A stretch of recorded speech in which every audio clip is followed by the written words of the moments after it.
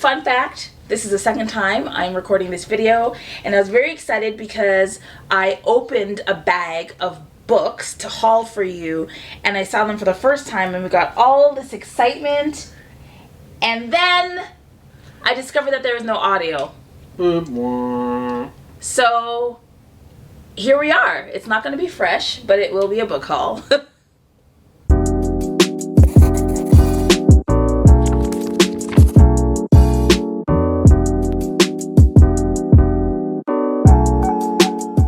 Hey everyone, welcome back to ONYX Pages. I'm Jerry, and I'm here with a teensy-weensy book haul. Okay, the first three books are not black science fiction or fantasy or Afrofuturism or anything like that.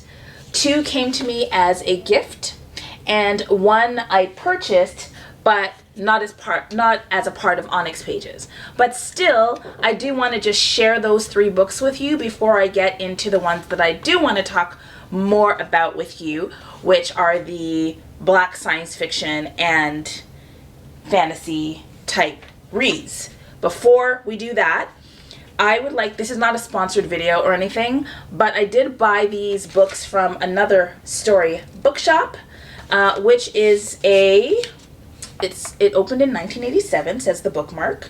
Equity, diversity, social justice, gender, race, and class issues, international fiction, poetry, progressive children's books, and education. So if you live in Toronto or in Ontario, I think that they do deliver to other places, but it's one of the most progressive bookstores that I've come across. And you can see that not only in the selection of the books, but also in like the staff. Like, they're very careful around pronoun use and accessibility, and I just really appreciate this bookshop a lot. So I was happy to have the opportunity to support them, and you should too if you are in the area that they serve. Okay, on to the books. So the first two books were gifts from the lovely Noria of Noria Reads, so thank you, girl. The first is She Called Me Woman, Nigeria's Queer Women Speak, and it is a collection of essays / short stories, and the back reads, "This stirring and intimate collection brings together 25 first-hand accounts to paint a vivid portrait of what it means to be a queer Nigerian woman. These brave and beautifully told stories of resistance and resilience reveal the realities of a community that will no longer be invisible. From the joy and excitement of first love, the agony of lost love and a betrayal, memories of childhood games to addiction and suicide, She Called Me Woman shows us how Nigeria's queer women in all their multitudes attempt to build a life together." Thank you, Tomi. Welcome. The second gift from Noria is Fairy Tales for Lost Children by ReadEHThon. Fairy Tales for Lost Children is narrated by people constantly on the verge of self-revelation. These characters, young, gay, and lesbian Somalis, must navigate the complexities of family, identity, and the immigrant experience as they tumble towards freedom. Set in Kenya, Somalia, and South London, these stories are imbued with pathos, passion, and linguistic playfulness, marking the arrival of a singular new voice in contemporary fiction. So thank you very much, Noria, for these. I shared with Noria that I wanted to do more reading by queer African folks, and so these two books will really add to my learning and development. And Noria, thank you. I appreciate my birthday present. The third one that I will share with you, but not talk about, is Polyamorous: Living and Loving More by Jenny Ewan. I will read the back. More people than ever are exploring the possibility of opening up their relationships and are fighting for their legal rights to love however and whomever they choose. In Polyamorous, reporter Jenny Ewan digs into how polyamory affects underrepresented communities, why these unions are becoming more normalized, and how relationships with multiple partners can be a practical alternative to monogamy and an intriguing expedition through uncharted emotional territory. Pairing off is no longer the default open for many. For some, polyamory is just a part of who they are. So this is by Jenny Ewan. And you'll note that like a lot of people talk about how in like Afrofuturist work or speculative fiction, a lot of the stories kind of take a look at different kinds of families and different kinds of relationships. So for example, in Octavia Butler's Xenogenesis series, there are triads and quads. So I think that's like a very interesting thing. So there's that. And then now I'm going to get into the fiction that I have that I also got from the bookstore. Tommy obviously is the one handing me the things, so thank you. You're welcome. So this one is These Ghosts Are Family, a novel by Macy Card. Sorry, there we go with the light. So honestly, this was a cover buy because I like the cover a lot, which is what a cover buy is. A transporting debut novel that explores the effect of an explosive secret on multiple generations of a Jamaican family. After giving up his fight against the arthritis that now leaves him wheelchair-bound, Stanford Solomon decides the time has come to reveal his 35-year-old secret. In the early 1970s, a man named Abel Paisley left Jamaica for England in search of fortune. Not long after Abel arrived in London, his childhood friend, whom he had been working alongside on a cargo ship, dies tragically. Abel Paisley makes a choice. He decides to steal his friend Stanford's identity and fake his own death, consequently forsaking the young family he left behind in Jamaica. More than 30 years later, Irene Paisley emigrates from Jamaica to Florida. As she travels across the country to New York, struggling to make ends meet as a home health aide, she finds herself specially requested by a new client, Stanford Solomon. After Stanford reveals his identity as the father she long thought dead, Irene's life is never the same. This masterfully woven tale of family centers on the consequences of one man's decision while moving backward and forward through time from colonial Jamaica to present-day Harlem. The result is an engrossing picture of a family and individuals caught in the sweep of history, slavery, migration, and the more personal dramas of infidelity, lost love, regret, and finally transcendence. So when I first heard about this book, I just saw These Ghosts Are Family, and I thought it was a story about ghosts. I don't think this is a ghost story. I think that the ghost is more of like a metaphor. Which means that I'm going to do a little bit of research on this. If that is the case, then I'm probably not going to read this. So I would have made an error, so I'll figure out what to do. But if it turns out that The Ghosts Are Family actually is about ghosts, then I will do that. So bad in Jerry for not checking. But I love the cover. I'm happy to support the author. If you've read this or you've heard about this book, I mean, I could obviously Google it, but talking to you is more fun. So if you know about this book or you've read it, I'd love to hear your thoughts and ideas. So there's that.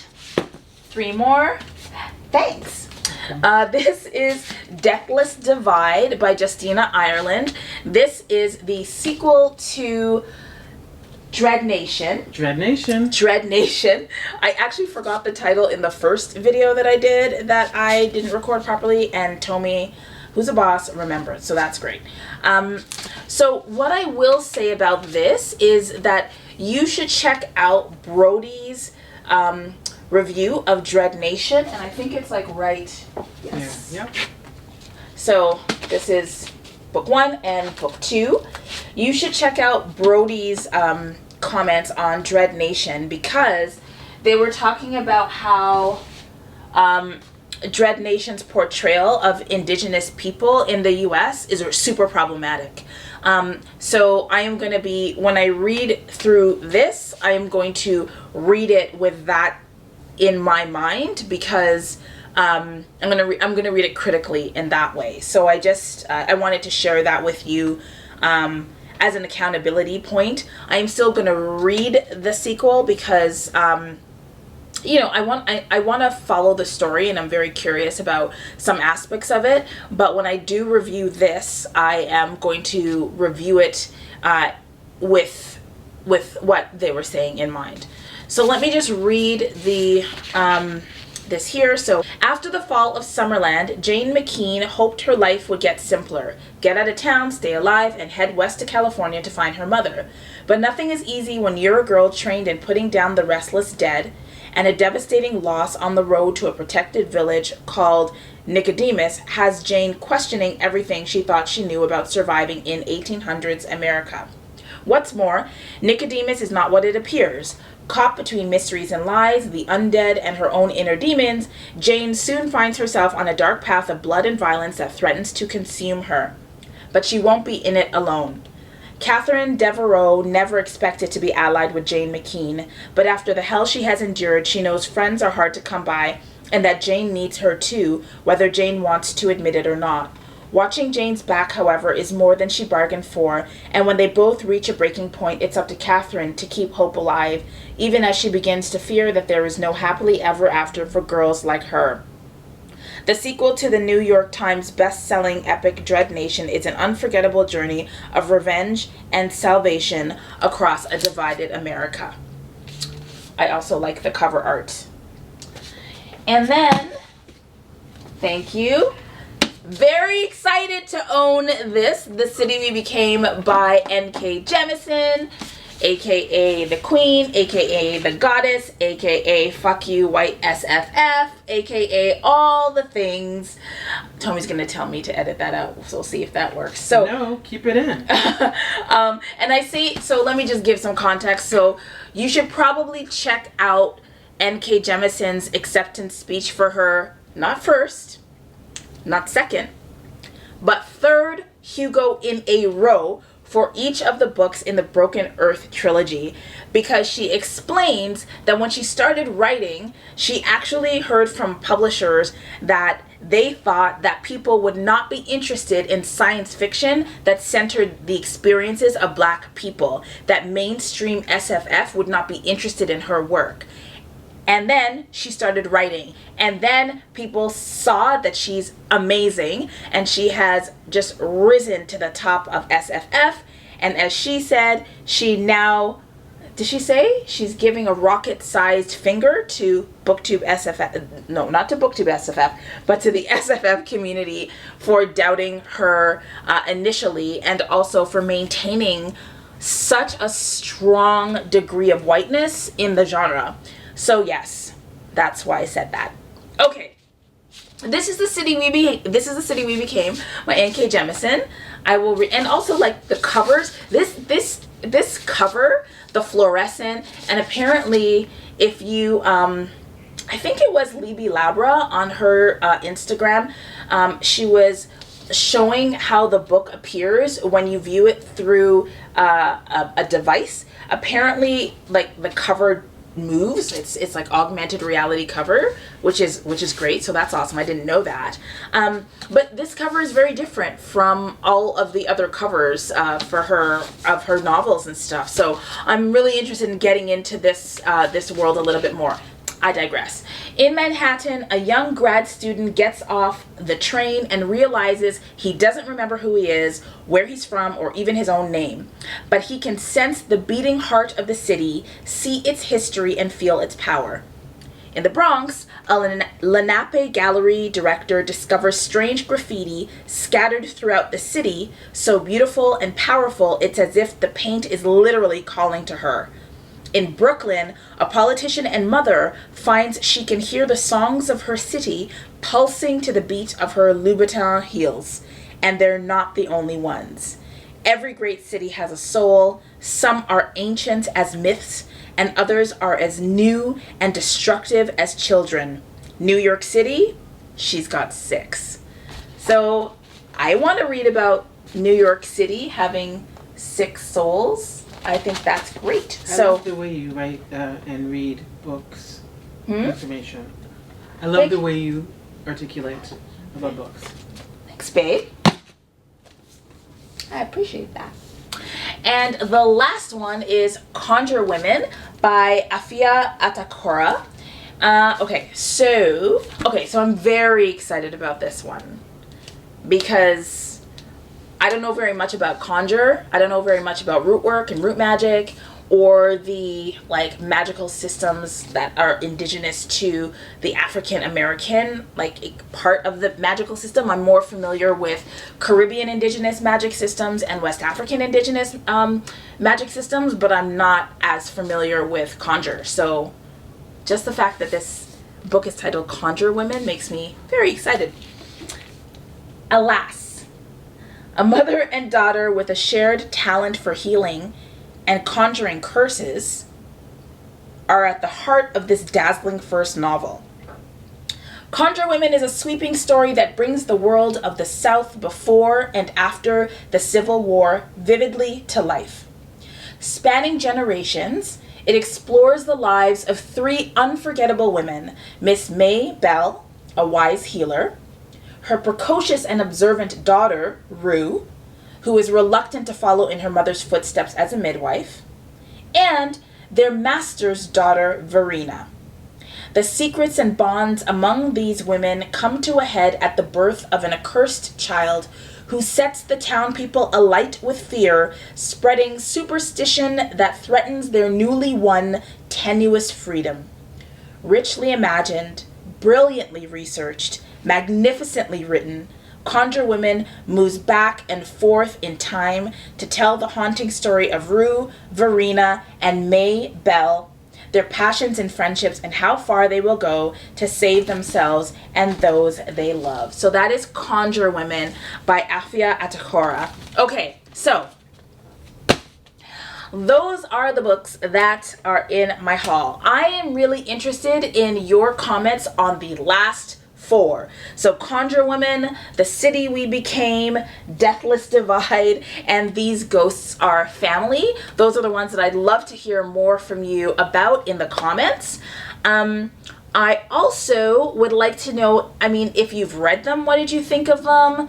What do you think generally about in particular, The City We Became? If you've read The City We Became, how do you feel about the world building in that one? Because my understanding, I mean, like, N.K. Jemisin has written a bunch of short stories that are more contemporary science fiction or set in an urban landscape. So this is the first full-length novel that at least that I've read of hers that's set in an urban landscape. I'm not sure if the Dream Blood duology is set in an urban landscape. So I'm very interested in that because N.K. Jemisin is she's such a brilliant world builder, but her stuff has always felt very epic, right? So to see her marshal her imagination like this, she's got such a brilliant mind, but to see her turn that mind and use it as a filter over American cities at this time, like, that's amazing.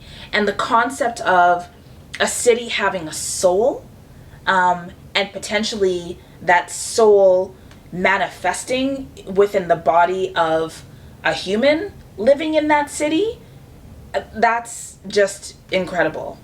But that's what we should expect from N.K. Jemisin. So I'm really looking forward to that. That is my mini haul. Thank you very much for watching. Who would I like to tell you about and encourage? Yeah, you know who I want you to check out? I would like you to check out Justin, Ghost Reader. So I've talked about his channel before, but Justin is really awesome. So he's the best. You should follow him on Twitter because he's saucy and he's like that older cousin who's like super brilliant and who has like the witty wisecracks like all the time. Like before you finish your sentence, he already has like a witty comeback, like just always having witty comebacks. So he's a delight, and he's brilliant, and his audio is fucking insane. So like it's really lovely to just listen to him as well, in addition to the stuff that he has to say. But one of the things I really appreciate about Justin's work is that he, from the start, has been very consistent about the importance of nonfiction, in particular reading Black history, in a lot of different ways. Reading about I liked his history about the war. I don't remember which war it was that he talked about, but I think it might have been World War I. But he has all of these different like collections of videos where he talks about like nonfiction issues. And most recently, he's been, or at least when I was paying attention to this one thread on Twitter, he was really clear about how important it is for people who are moved by what's happening right now around the world in terms of anti-Black racism and abolition. He said it's really important for people to be reading nonfiction right now so that they have a historical context for what's happening today. And what I would add to that is so that you can talk knowledgeably about where we need to be going as a series of communities. So I want to give Justin a real shout out because his content is unique, it's important, and it's timely. So if you don't know about his channel yet, I'm judging you, and you should, but I'm also giving you an opportunity to, mend your ways. So please touch one of the buttons up here and check out his channel. There's nothing more. I'm done, right? We're good? You're good. We're good. Okay, so Tomi and I, what do we have to say to you? Remember to read with purpose. All right. Bye, everyone.